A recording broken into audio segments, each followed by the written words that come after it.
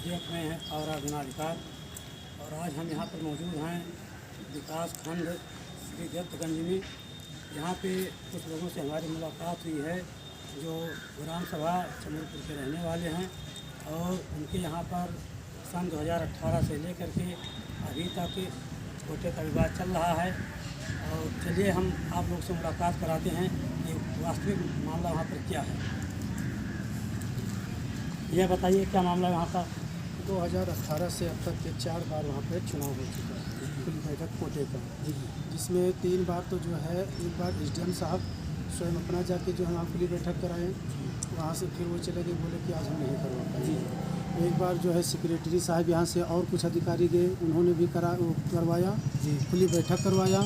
उसके बाद में उन्होंने कहा कि जो है हम नहीं करवा पाएंगे, बाद में ये होगा जी। एक बार रेडियो पंचायत साहब भी गए, उन्होंने कहा कि जब वहाँ सब पब्लिक इकट्ठा हो गए तो उन्होंने कहा कि ब्लॉक से एक कागज़ आने वाला था, वो हमें नहीं मिल पाया है, इसलिए हम आज ये नहीं करवा पाएंगे। हमने रेडियो साहब से ये भी पूछा कि सर जब आपने कागज़ जब वहाँ आपको ब्लॉक में कहीं से भी मिला होगा तो सर आप वहाँ जो है पढ़ के चले होंगे ना, ऐसे तो जिम में लेके चले नहीं होंगे।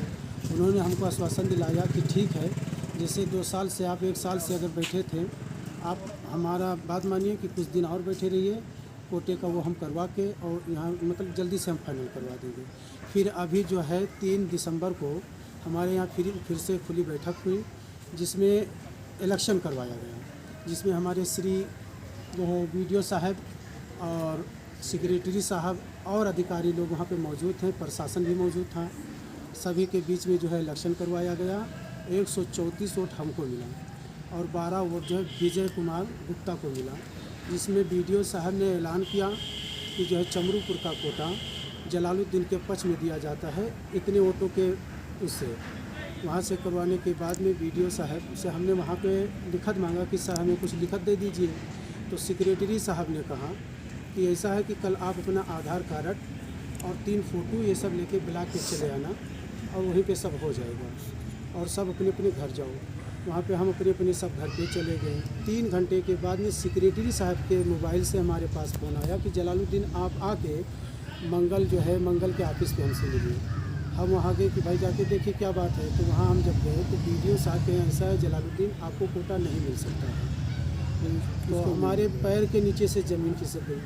हमने कहा सर ये बताया कि आखिर हम कोटा क्यों नहीं पा सकते हैं, आपने भी ऐलान किया, इलेक्शन करवाया और आप ऐसा भी क्यों कह रहे। तो उन्होंने कहा कि आप पिछड़ी ये सामान सीट है और आप सामान में नहीं आते हैं। तो हमने उनसे कहा सर कि ऐसा कि जहाँ तक हमारी जानकारी है, सामान सीट अगर है तो उसमें पिछड़ी जो है इलेक्शन लड़ सकता है, लेकिन अगर पिछड़ी है तो उसमें सामान नहीं लड़ सकता।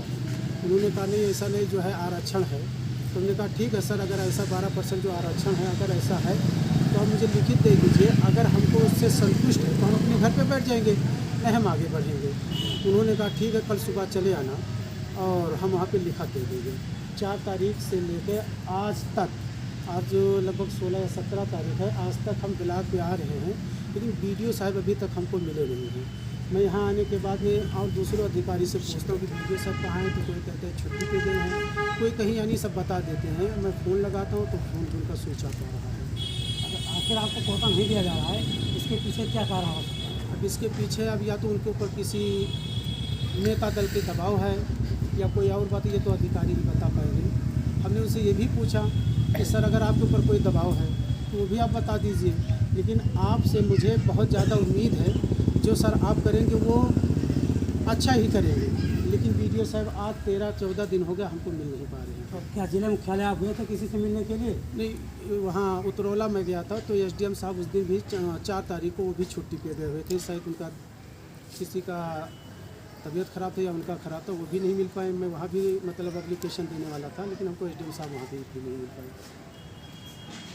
ये है वास्तविक मामला और यहाँ पे कुछ इसी ग्राम सभा के व्यक्ति मौजूद हुए हैं, मैं आपसे मुलाकात करवाता हूँ। क्या नाम है दादा? फजलुर रहमान।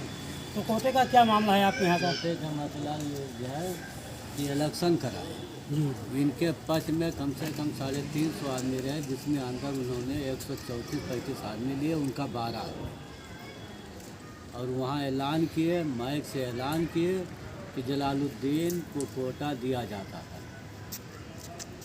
जलालुद्दीन का बुलाएं, उसके बाद यहाँ से कुछ नेता के दबाव पड़ गए। आप लोग किसको चुनना चाहते हैं? हम लोग सब पूरी गांव साहब जी। यानी 75-80% जलालुद्दीन के यहाँ चाहिए।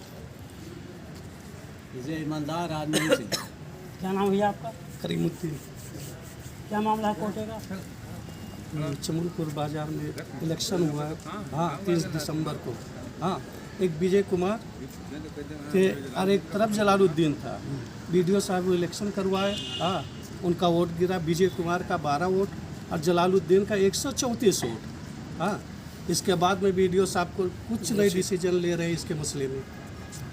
हम लोग भाग भाग के आ रहे हैं यहाँ ब्लॉक पे, यहाँ पे भी मुलाकात नहीं हो रहा है। राशन लेने में भी आप लोगों को दिक्कत होती होगी? बहुत सारी दिक्कत होती है। आधे लोग को राशन मिलता है, नहीं मिलता है बहुत से लोगों को। क्या नाम है आपका भैया? शकीर अहमद। सही, क्या समस्या है आप? मुझे समस्या है कि जो है 5 बार इलेक्शन हो चुका, 4 बार यहाँ के ग्राम सभा चमरूपुर में, लेकिन जितने बार इलेक्शन हुआ आज तक जलालुद्दीन ही जिनने जीता है कोटा। उनके अलावा कोई आज तक जीता भी नहीं है। और प्रशासनिक दबाव से या किसके वजह से ना किस वजह से जो है वहाँ जो है फोन आता है, क्यों नहीं आता है, वो वहाँ टल जाता है चुनाव जीतने के बाद। अब बार बार ऐसा हो रहा है तो वहाँ चुनाव ही ना हो। तो राशन आप लोग को कहाँ से मिलता है? राशन मिल रहा है, कोटा अटैच है, अटैच कोटा है इसलिए मिल रहा है। कोटा किसी के नाम से है नहीं, संबंध में है। इसके लिए आप लोगों ने किसी अधिकारी से संपर्क नहीं किया? हम तमाम अधिकारियों से संपर्क किए, उत्तरौला अधिकारी एडीएम साहब हैं, बीडीओ साहब हैं, सबसे कहा कितनी बार हुआ और कई बार चुनाव हुआ। जितनी बार चुनाव हुआ उतनी बार जलालुद्दीन ही जीते। फिर भी उसके बाद कोटा नहीं मिल रहा, ना जाने कहाँ से फोन आ रहा है, पता नहीं चल रहा है। शाहिद अली हमारा उसी ग्राम सभा के रहने वाले हैं? हम उसी ग्राम सभा के चमरूपुर के ही रहने वाले हैं जी। तहसील उत्तरौला है, जिला बलरामपुर है। जी। और हमारे जो ये कोटेदार जो हमारे चाचा ये लग रहे हैं, हम लोग इन्हीं के पक्ष में हैं। 3 बार ये हो चुका है। 3 दिसंबर को था, पहले 2 दिसंबर को था, डुग्गी दिलाया गया था, प्रधान ने वहाँ पे डुग्गी दिलाया, बोले 2 दिसंबर को आपका होगा। बाद में टाइम दे दिया कि 3 दिसंबर को होगा। हम लोग वहाँ अपना पब्लिक इकट्ठा करके हम लोग वोटिंग करवाएंगे। आधा पब्लिक यानी वहाँ पुलिस प्रशासन भी था सामने, वहाँ पे आधा पब्लिक को अंदर किए गए, आधा पब्लिक को बाहर किए गए। वीडियो साहब कहने लगे अगर हम ऐसे कराएंगे तो हमें 5 बज जाएगा, 6 बज जाएगा, हमें कहीं और जाना है। तो इससे जितना पब्लिक है उसको अंदर ले लीजिए, बाकी जितना पब्लिक आधा पब्लिक बाहर है, बाहर को रहने दीजिए। बीजे को 12 वोट मिला है, इनको 134 वोट मिला है। हमारे पास सब वहाँ पे लाइव भी चल रहा था गेट के सब बाहर। पुलिस प्रशासन और बीडीओ साहब सब मैग में अलाउंस थे कि जलालुद्दीन को 134 वोट से उनको कोटा दिया जा रहा है। आप इन्होंने जलालुद्दीन चाचा ने लिखित मांगा कि आपने हम सर लिखित दे दीजिए। इन्होंने बोला ठीक है ब्लॉक पे आप आइए, आधार लेके फ़ोटो लेके आइए।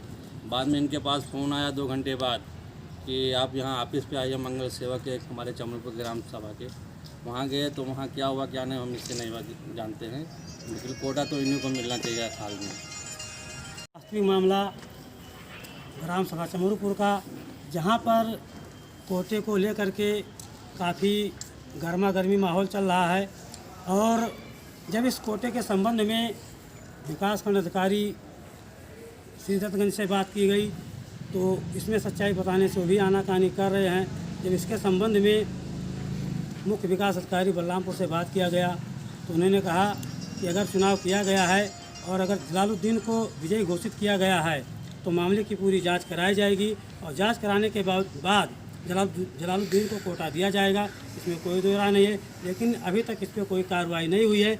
ये पता चला है कि 21 दिसंबर को फिर से चुनाव होने वाला है, जिसमें सामान्य वर्ग को केवल मतलब मतदान करने के लिए बोला गया है, उन्हीं को कोटा दिया जाएगा। इस सारी बातों को लेकर के जो विजयी प्रत्याशी हैं, कई बार जीत चुके हैं जलालुद्दीन, ये काफ़ी परेशान है। अब देखना आगे ये है कि शासन प्रशासन क्या इनको कोटा देता है या इनको नज़रअंदाज करके किसी दूसरे के दबाव के कारण दूसरे को कोटा देता है राशन वितरण करने के लिए। इसके लिए देखते रहिए आप पारा दिनाज।